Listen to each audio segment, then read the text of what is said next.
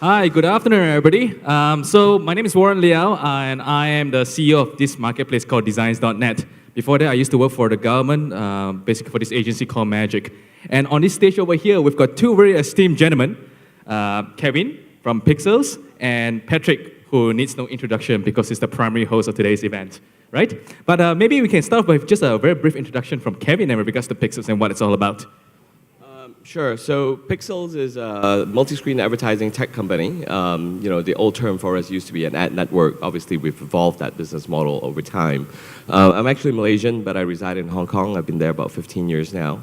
Hong Kong is our home base, but we also have offices in Singapore and Malaysia. And post-acquisition, we've expanded into Australia and New Zealand as well. Personally, I've been in online advertising since '97, so it's actually a very long time to doing the same thing. Okay. Well, today's topic is essentially about ASEAN exits, right? But before we delve deeper into it, perhaps we can get these two fine gentlemen to talk a little bit more about the evolution of the business from a corporate structure, shareholding structure perspective, all the way from inception till the point of exit. And yeah, because I mean, both of you have listed companies, you've also delisted companies, you've also had trade sales. So we're just kind of interesting to give a flavor to the audience over here with regards to the evolution.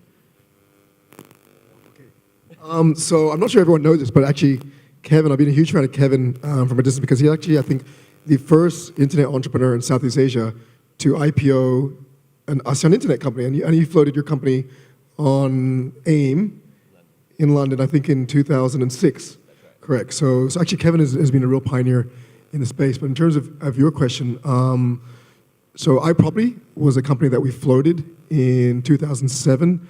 And and I'm sure a lot of people have heard the story before, but there was never any grand plan to go for an IPO. I mean, the fact of the matter was we just could not get any funding in Southeast Asia. So, we really kind of stumbled across the Australian IPO route just out of pure perseverance. We just couldn't find any other way to raise money from this business. I saw what Kevin had done in the UK, and I was like, hey, if Kevin can do that in the UK, surely we could do something similar. And so we were involved with the company in a public capacity from 2007 to earlier this year, when realestate.com.au made a takeover bid for the majority of the shares. To cut a long story short, they basically took control of the company. We are still a very small minority shareholders in the company, and happy to be so. But what's been interesting is that a lot of people have said, oh, it's complicated being a public company and blah, blah, blah, blah. I've been really, really fortunate because we've always had very good, amazing corporate secretaries and amazing CFOs where myself as either the chairman or the CEO of the company, I never really had to deal with the frustrations of being a public company and the structure that it came with. It was, we were able to just focus on building a great business, getting our metrics up, and just getting out there and, just doing exactly what we set out to do with the money raised. Okay, so and Kevin, you as what Patrick mentioned, right, you're one of the first few to actually get a Southeast Asian digital company and business getting listed outside the region. So how was it like for you to get listed on a LSE AIM's market? Especially, given the fact that it was in 2006 at that point in time, right? Nobody really knew about Southeast Asia, let's put it that way, right? From a digital landscape. Sure. From a venue perspective, we picked LSE because there was actually a very vibrant community who knew about ad tech. So we had there were at least a dozen companies who were in ad tech that were listed in London already. So when we went around to the investor and did the roadshow, we didn't really have to explain ad tech and the dynamics and how we made money. All we had to explain was very much the differences in Asia. And so I think that was interesting venue. We explored a few different venues. We explored Malaysia. We explored our home market of Hong Kong. We explored Singapore as well. But ultimately, we picked the London market. That was a very interesting experience. But we picked that because of just generally the investment community had the appetite for technology. They had the appetite in a subsector like advertising. So from a storytelling perspective, both selling to Australian institutional investors as well as the UK-based investors, right? How do you guys frame your businesses within the context of Southeast Asia then? Or were you selling the Southeast Asian story? Were you selling the Asian story? Or were you selling a technology story as a whole? For Pixels, when we listed in '06, we were very much selling the whole Asia, in particular China story. Being home-based in Hong Kong, it was, a stone's throw away. So the reason why we were listed was because we wanted to raise funds to expand in China. And so that obviously gelled very well. And again, it was pretty nascent at that time in terms of technology and advertising. It was very small spend. So my pitch at that time was very simple. Digital advertising was growing in China.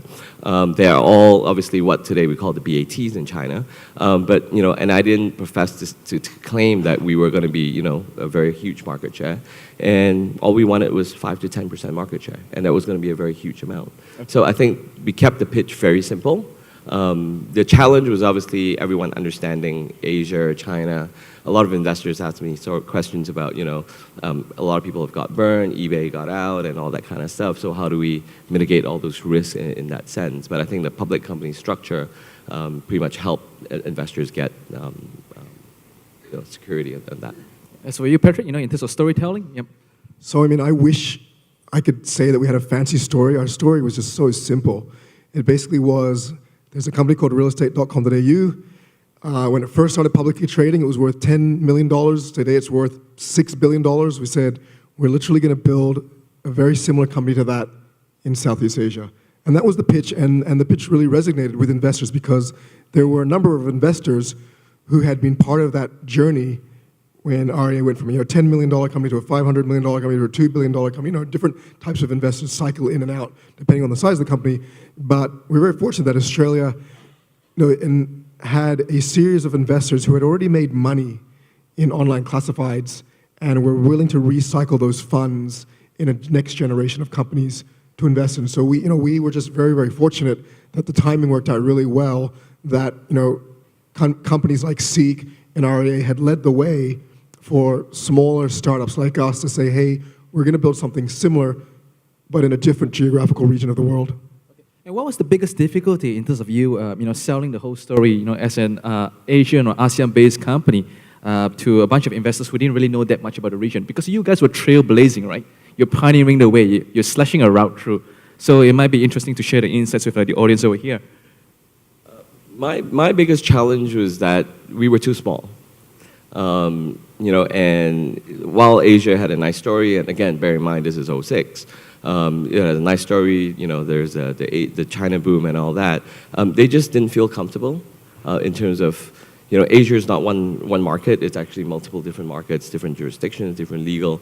So that was a huge challenge of having people understand sort of geographically what the potential was, but there was a lot of risk. For us as well, at that time, it was also pitching the fact that online advertising is going to be a big thing. It's going to surpass TV. It's going to take over all that.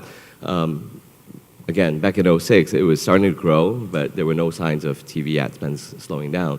In hindsight today, I think if we told that story again, it would have been a much more compelling story from both just Asia and digital advertising, because all signs are showing to surpass TV in the UK. It's the biggest platform for advertising in terms of digital. All right. As for you, Patrick, the biggest difficulty when you first started this, because there was no precedent. I think the biggest difficulty with us was with investors in Southeast Asia. And we've always historically had trouble raising significant money from investors in Southeast Asia because I think it was one of those things, and we had this a lot with iProperty in the beginning, when we said, hey, we're going to build a great online real estate portal for Malaysia and Singapore and et cetera. And they said, oh, well, we'd always get, it will never work because Asians are different. Asians like newspapers. Asians are not digitally savvy, or Asians don't buy a lot of property. You'd always hear 101 silly reasons as to why it would never work. Because I think when people are in the market and haven't seen the product launch or haven't seen it become popular yet, they don't believe that it will get there. Because they always say, oh, well, if it was going to work, it would have already worked. Okay. That's what we would get a lot. But the second we went to Australia and said, hey, we're going to build this real estate portal in Southeast Asia, they got it straight away. And I think perhaps because they were not based domestically, in their mind, they didn't have all these ready-made excuses as to why it wouldn't work. All right. So we always found it easier. And it's the same with other businesses that we're involved in today, that for some reason we always find it easier to present to investors outside of the region than investors based in the region. Okay, so when you guys listed a company, that was nearly 10 years ago, right? Nearly, not 10 years yet, but nearly.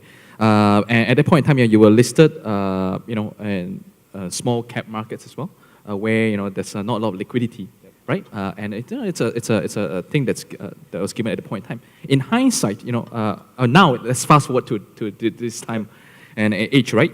Do you think the games that you played in the past will still be relevant in today's market? or will have the dynamics change where you might consider different options if you have to decide to choose a different route again? Personally, for me, fast forward to today, I would have obviously chosen an Asian market. And I think for us, naturally, I would pick Hong Kong. Just because it's sort of, it's our home market, we have the largest market share there. And I think that over time, over at least the last 5 to 10 years, a lot of companies have actually, tech sectors have actually listed in the Hong Kong Stock Exchange. So Tencent being the biggest one, it's $1 trillion Hong Kong dollar market cap. But, so Hong Kong has actually been very traditional banking property sort of markets. Investors have a lot of different options. And so, in hindsight, I would have listed it in a different venue. And also, I think the pitch would generally be the same. Obviously, a lot of dynamics in terms of our business have changed. So where we used to sell ads on a hand-sold basis, it's now gone programmatic. So those are just sort of intricate details about how the business is run, but I think the fundamentals are there. Just to share with you, we had one of our competitors had listed it on the Hong Kong Stock Exchange at the end of last year, if I'm not mistaken. Okay. So they were able to do it as well. And what kind of multiple? I don't remember the multiple, but I think they floated, at the peak, it was like $1 billion Hong Kong dollars, okay, which is slightly over 100 plus US. Right now, they're floating at around 300 plus. Yeah. And Patrick, when you went down the ASX route, it was because there were no other funding windows, right, at that point in time. But fast forward to the current period, if you're doing your business right now, at the point of a pre-IPO, would you have chosen a different route? You mean for business today, or you mean looking today, back? Business today. Yep. No, we still believe the ASX is a great, viable platform to raise money to build early-stage emerging markets. We currently working on a project with the ASX right now, but then at the same time, we have other companies that are not looking at a public listed option. So I think really case by case, depends on the business that you're trying to build. It depends on how many years of losses you're going to have. It also depends particularly on whether you're building a business where there's already some precedent or case study where investors, whether institutional or retail, can say, oh, I get it. They're just building a Asian version of XYZ. And I think that universally is an easier sell rather than saying, hey, I'm actually going to build something that's never been proven before in a part of the world that you don't know very well. Yeah. I think that's always a very hard sell. All right, I'm going to shift the conversation away from an IPO all the way to a trade sale then, because with exits there are two ways, right?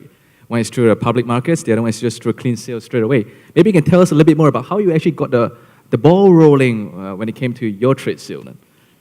So if I just fast forward, if I just rewind back, so we listed in 2006, we privatized in 2010. So for the last 5 years or so, I actually took it pretty easy and I ran it as sort of a lifestyle business. I had been exploring a few different options, one of which, to be frank, was an IPO back on the Hong Kong Stock Exchange because we saw, hey, if our competitors do it, why couldn't we? And we had a larger market share. Out of nowhere, I actually got a message on my LinkedIn from our CEO, Gubar Shahal. And so he messages and he says, hey, I want to talk, because we have this great technology product and all that kind of stuff. And so I knew of him, but I didn't really know who he was. I Google him and I go, okay, this is an interesting guy. And I leave it for a couple of days and I don't reply.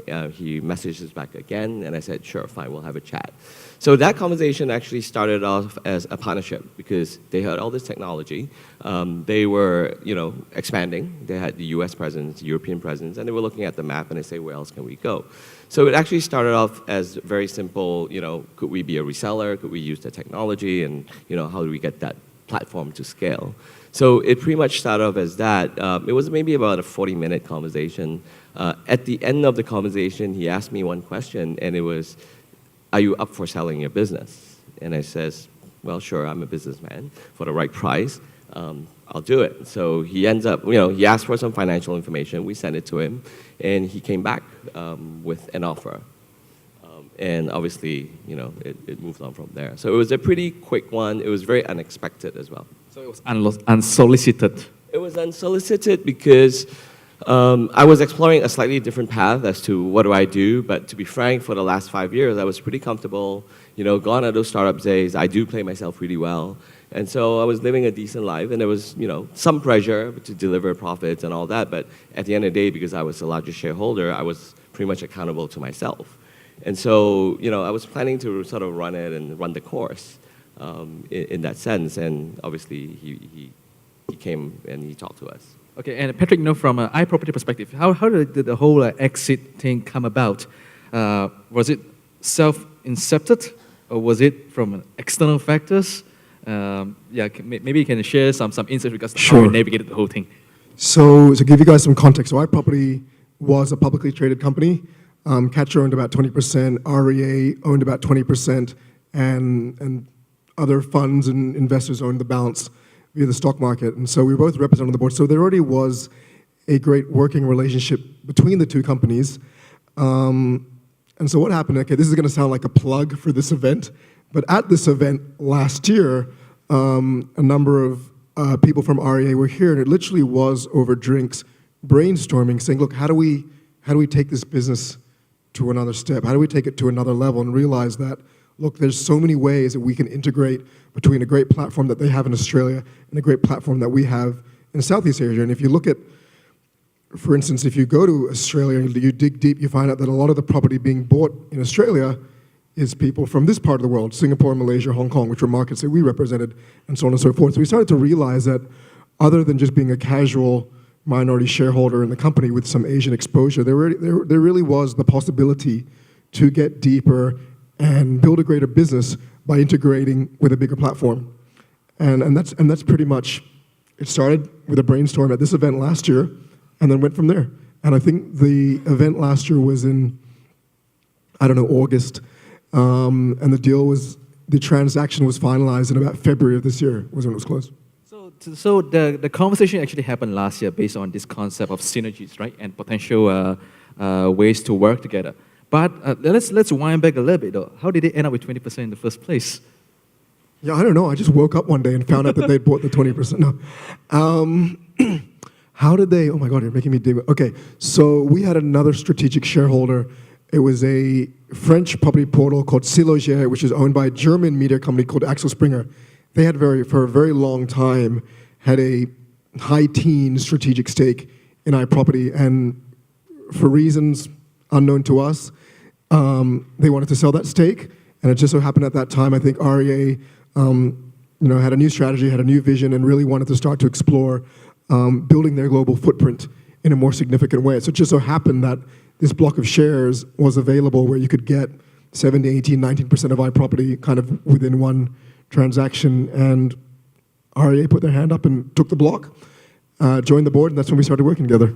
But would it be fair for me to say that, at a point of, let's say, placements for your original listing, that you were really looking for potential strategic investors who might be able to find synergies in the future then?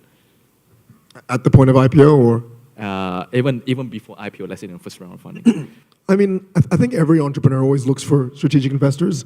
And, it's I think if you have the right team and the right business model, that there's no shortage of money available to fund the right team with the right strategy. So it's always about how do you find the right money, right? And who is the right money? So the right money is obviously someone that's going to help from a strategic point of view, whether it's someone who can help bring your costs down, whether it's someone who can help bring your revenues up, whether it's someone who can help with distribution, and so on and so forth. So, look, we've always been very, very big believers that, because our core thesis was we'd always take a Western business model, localize it, grow it, and build it. So we've always been big believers that we could get huge shortcuts in growing our businesses if we could find someone globally who is, say, 3 to 5 years ahead of us in the development of that particular business model, who could then join as a strategic shareholder and really give us the case studies that we needed, so that rather than taking 5 years to get to profitability, with the learnings from a strategic partner, you might take 3 years. So we've always looked at strategic shareholders, particularly from how do you accelerate what we're trying to do. Okay. I think I've only about 5 minutes left, but I want to talk a little bit more about, how do you actually negotiate a price then, right? Because, it depends on one side, offering a price. But in your case, there was one bidder, right? Sure. I pretty much knew what I wanted. I looked at market comps, obviously discounted for the fact that we were a private company. So I knew sort of our value, and I named my price. And obviously, I named it at a high end. I knew we weren't going to get that. But he came in somewhere in between, and it was something that I was happy with, and that was it. So, but my strategy was very simple. Again, sort of looking back at sort of the way I've run it, I'm happy with it. I am my own boss, and I have the team, and we've got a pretty decent business. So I wasn't in for selling it. We weren't desperate. We didn't need it. But obviously it's great to have a strategic partner in who will bring the technology and all that. But I pretty much stood firm in terms of I was like, this is the price. Give me a counter offer, and let's not waste anyone's time, because going through an acquisition or an IPO can be incredibly distracting for the CEO and the management team, because you spend a lot of time with the lawyers and accountants and all that. So I kept it very simple and said, go, no go, just, that's it. And the good thing was, he worked very quickly as well, and so he came back, very quickly. And so, but obviously we had to show our value, and I think for anyone who's thinking of exiting a business, the best strategy is also have a fallback plan, which is to make your business profitable, and the fact that you don't really need that exit. And you can run that business as it is, which was my case. So just to help the crowd visualize, if let's say the fair value is here, you open up a price over here, hopefully you land somewhere around here. Sure. So, so I opened it at 10. I knew I was going to get $10 for it. He came back at 8, and I was actually happy with 7. Okay, right. Right, the art of negotiation. He can buy dinner tonight. So, ours is a little bit unique. Because it was a public company already and it's traded every day and there's a fair price on the market, you obviously would not do a deal at that price or below. So, what it is, you're a publicly traded company and someone's interested to buy more shares of the company. There's a lot of very smart bankers who are paid a lot of money to figure out multiples that apply to this sector and this industry at this point in time, and they come up with a lot of fancy spreadsheets, and at the end of the day, it just comes down to a number and a negotiation between two parties. Say, look, are you happy with this? Yes, no. And in our case, it wasn't, hey, we're at 5, you're at 10. It actually was pretty close. Where we were and where they were at was not very far off the price at which the deal was eventually concluded at. Okay, so you see, at that point in time, right, when you're on the path towards exit, it took about 10, 15 years for your business to mature. You were essentially kind of like a price maker, taker in a very illiquid market, right? But I would suspect that exit dynamics have changed dramatically in this landscape over the past 2-3 years. It's in the stage of transitioning into a more transparent, more visible market where there might be more acquirers then. Yeah, would it be would you share this kind of thoughts, or based on your observation of what's happening out there in the market? Cool. In our category, we've probably seen in the last 2 years a lot of interest from external parties looking to buy companies in Southeast Asia. So we haven't seen much interest from American companies, but we've seen a lot of interest from Japanese companies, Chinese companies. You saw the other day with Alibaba acquiring controlling stake in Lazada. We've seen interest sporadically from European companies and clearly seen interest from Australian companies. So I think people are starting to realize more and more that that Southeast Asia is a sizable and very viable market. And then the typical situation is for someone who wants to come into South Asia and think, well, do I build from scratch or do I buy? And Amazon has been one of those unique companies that generally says, we won't buy, we will build. But then you have people like Alibaba who say, you know what, it just takes too long and it's too expensive to build. We're just going to buy and build on that. So I think because people realize, A, Southeast Asia is a sizable market. B, there's actually a number of companies in Southeast Asia pursuing all of the different verticals that are attractive, that if you're a Chinese buyer, Japanese buyer, or European buyer, or an Australian buyer, Southeast Asia market that is on the top of an M&A hit list for a lot of these companies. I agree in the advertising sector as well. So in the last count, I think in the last 12 months or so, at least in the companies that I know, there have been at least 6 companies that have been bought out, and a lot of it from Chinese buyers. So there are 3 mobile companies. There was us. Obviously there are the WPPs and the world, but we're really seeing sets of buyers that have just come out of the woodworks, and these guys are starting to expand a fair bit. So there was a gaming company that bought a mobile app development company that's based out of Hong Kong and have an Indonesian office as well. So I think that landscape has really changed. A lot of it is also driven by the Chinese money. And I think they have that appetite to sort of expand outside of the home market very, very quickly. And the easiest way to do it is just to buy because they're very cash rich. Yeah, but I think I'm running out of time, but I'm going to ask two final questions then, right? So, I mean, Southeast Asia at the moment is at the growth stage.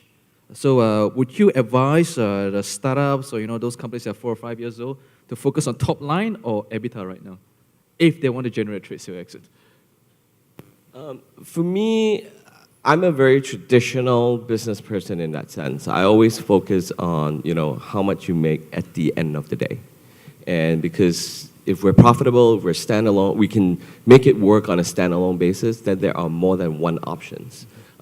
There's always the option of not selling or not IPOing, and we'll just run it based on the profits and reinvest it back. Obviously, in terms of technology, it gets harder and harder every year because the investment just, it changes all the time, and the investment just gets harder. But I think that, from just sort of a traditional business perspective, I would want to have more than one option, which is the greatest option is to be able to stand alone and be profitable. Patrick? So I take a slightly different view. So I mean, we don't build companies to exit them. We've been involved in a number of companies. The only one that is perceived as an exit was for us. It was actually a partial exit. We're still actually shareholders and happy shareholders in iProperty as a private company as opposed to a public company. I think what we find very important when we build companies is not so much revenue or bottom line at this particular point in time. We're very big believers in market share, and as long as you can get as much market share as possible and be the dominant player, our basic assumption is that if you have more market share than anyone else, you will eventually figure out how to make a profitable business out of that. Okay. So my other question, right? I mean, $1 billion or $2 billion might be a lot of money to us in this region. But in the grand scheme of things, for some of the very large internet companies out there, they're spending $1 billion a day, not a day, a week on acquisitions. Yeah. So if let's say, for example, you're a Chinese or Japanese investor with $2 billion to invest in this region, what kind of companies would you buy up? Which companies specifically?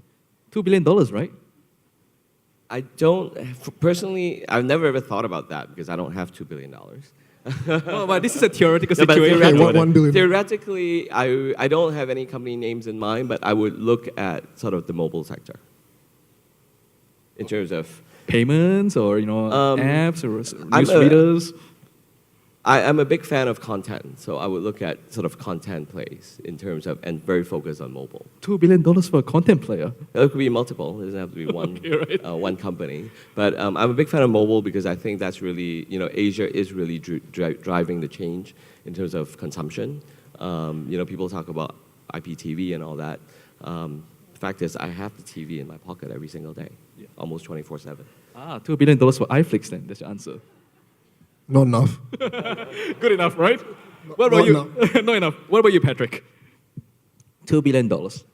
You know what? It sounds scary, but $2 billion isn't enough. I mean, you have people like Alibaba who are sitting on $30 billion in cash and actively looking for deals in emerging markets. $2 billion is nothing. It's nothing at all for for them. these but kind of people. So there are not enough deals of size right over here in this region right now. So your $2 billion is almost you can buy anybody, literally. maybe. So look, I mean, we're creators of companies. We're not buyers of companies. So I mean, if we had $2 billion, we would just try to create a company that would one day be worth $20 billion. But look, if I had $2 billion and I really had, geez, tough. Of course, right? I'd come to Wild Digital and look for companies. Okay, all right. So with that, it concludes today's panel. I'm supposed to pass the mic back to Linda. Let's give these two fine gentlemen a round of applause. Thank you.